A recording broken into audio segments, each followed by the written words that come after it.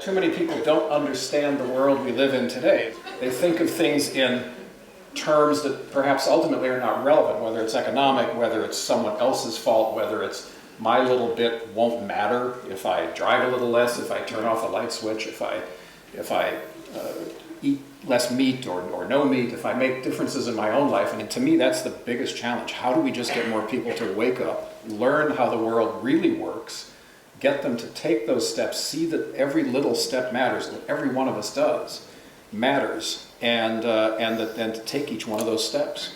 What have you found in your teaching that would help us move this country in that direction?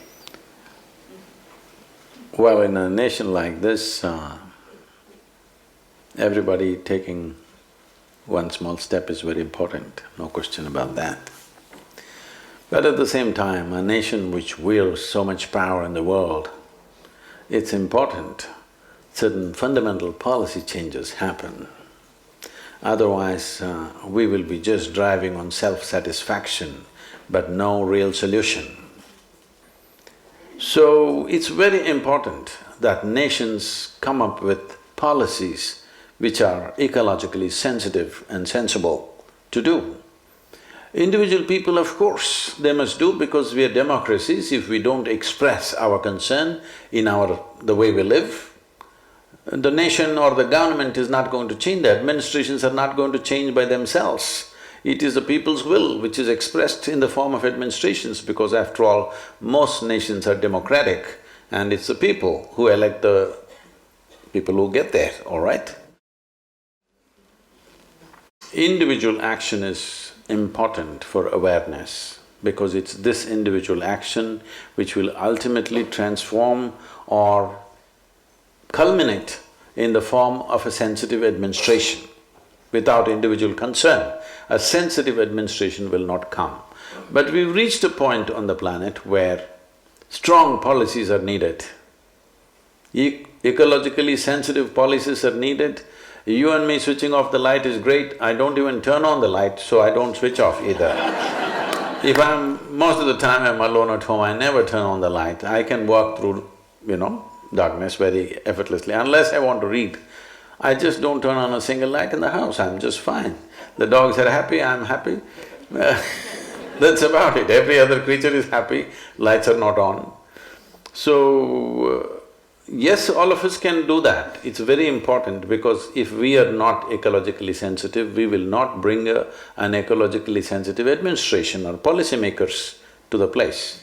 But a time has come, strong policies are needed. Without that, there will be no solutions, because the turnaround time, as I said, I am not a doomsayer, but if we want to turn around this planet in terms of water, in terms of soil condition, this is something most people ignore in terms of ecology. The soil, the damage we have caused to the soil on the planet is the biggest.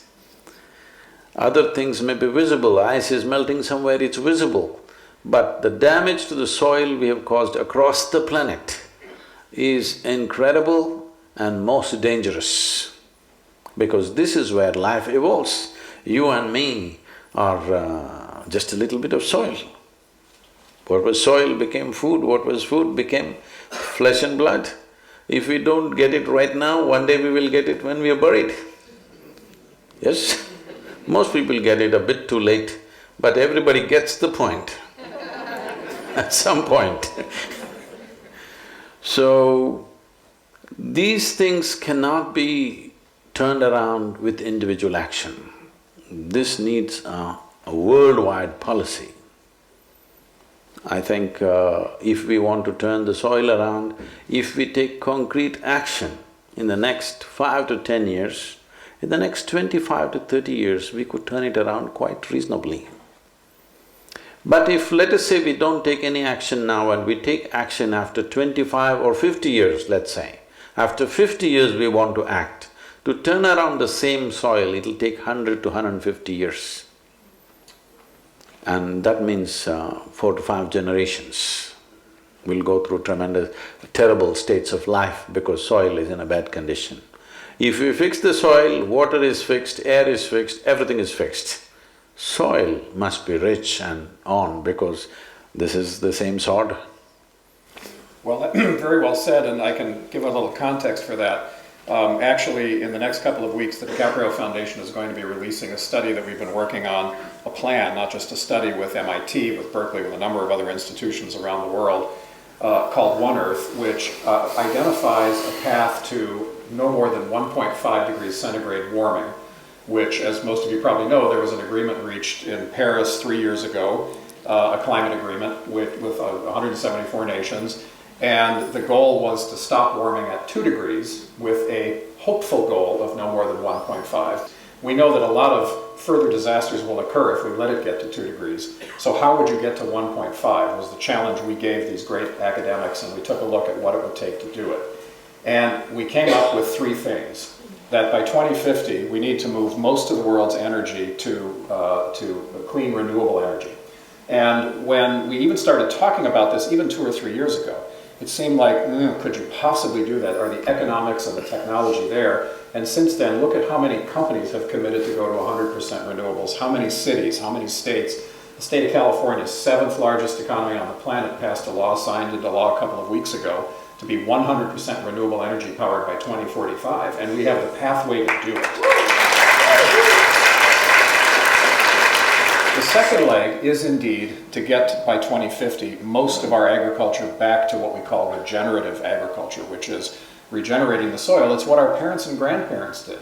And interestingly, now that Cuba is opening up again, they didn't have access to a lot of petroleum-based fertilizers and pesticides and herbicides, so they've continued to do this throughout the last 50 years, I mean, and obviously longer, where basically you don't dig up and destroy the soil and expose it and let all the microbes and the organisms and the organic material decompose into methane, which is a very potent greenhouse gas, and then supplement it with petroleum-based fertilizers. In essence, you're sterilizing the soil, you're killing it, as Sadhguru says, and then you're throwing something on it to try to make it work.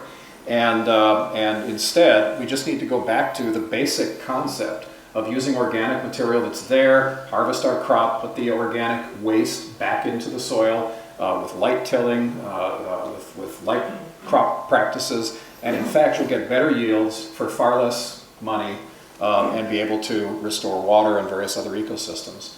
And the third leg of the stool is we have to save half the planet for nature.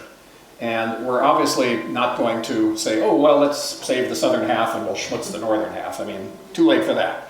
But what we can do is take a look at all the marine protected areas we've already created, the national parks, the ecosystem reserves that exist in every single country, the natural places, even parks in cities, and stitch them together in ways that actually becomes a safety net for the planet, where effectively half the planet is preserved for nature and the ecosystem services that nature provides us. So, for example, many of you may have seen that Sao Paulo a year ago was facing evacuation of 1/3 of the city because they ran out of water. And that was because they had denuded rainforests many, many miles away from Sao Paulo. But that's what had sequestered the rain, sequestered the moisture, nourished the soils, which then allowed aquifers to fill and rivers to flow and so forth, that kept a city of 22 million people alive. When they destroyed those forests, all of that disappeared with the first drought. So now they're learning that that has to be restored, that it's not just for the sake of creatures or plants and animals that we'll never see, it's actually for the human ecosystem services as well. I'll get off my soapbox here, but my point being there's 3 things that will give us a livable planet and give us a sustainable planet for 10 billion people by 2050. And it is this 100% renewables, 100% regenerative agriculture, and saving half for nature. And so your point about soils is really at the centerpiece of all that.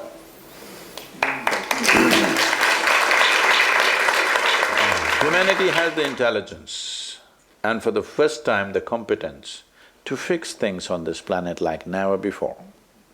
We are the first generation who have the necessary competence, intelligence, technology and communication capabilities. This human being is a tremendous possibility. In my perception, I think we are just geared, we have everything in place to become the greatest generation of humanity ever on this planet, because no generation was ever empowered like we are. Are we going to just sit on the threshold and watch, or are we going to make it happen is in our hands, let's make it happen.